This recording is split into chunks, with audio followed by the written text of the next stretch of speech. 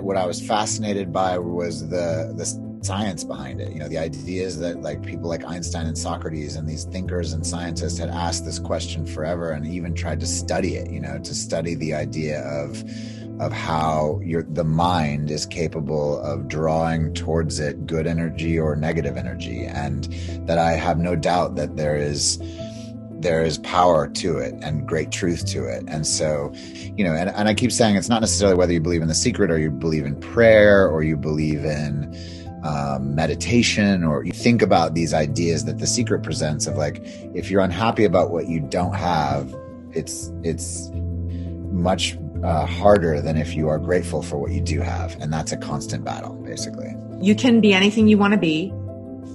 And, you know, you'll have a lot of detractors along the way, but if you can truly believe in yourself and sort of see the bullseye and keep it in your sights, like that's what I was raised to believe. And it's a very exhilarating feeling. It's a very powerful feeling. And I believe that anybody can channel that feeling and manifest for themselves. Absolutely.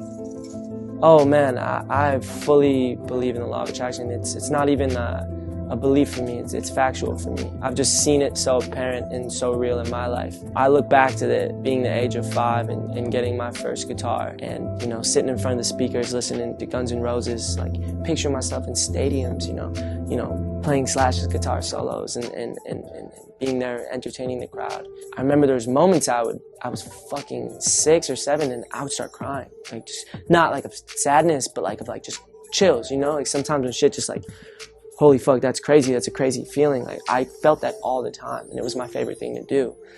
Looking back at it now, like of course I believe that's, you know, what wired my brain how it is, what, you know, made this possible for me, what you know, showed what the vision could be, what the painting could look like. Okay, so what advice would you give to people who want to chase their own dreams and come out here and make it? Don't chase your dream, manifest it. You know, you're chasing your dream, you're never gonna catch it. You know, just manifest it, put your trust in a higher source, and it'll manifest in your life. So from the spiritual into the physical. That's right, baby. It's called prayer. You know, you can call it yoga, meditation, you know, whatever name you want to put on it, but you definitely want to, you know, implode within yourself and get in that higher source and let him turn the faucet on so you can get wet. My first car was remote controlled, and even though I was only 4, I already had a competitive streak. I mean, look at me. Have you ever seen a more intense kid?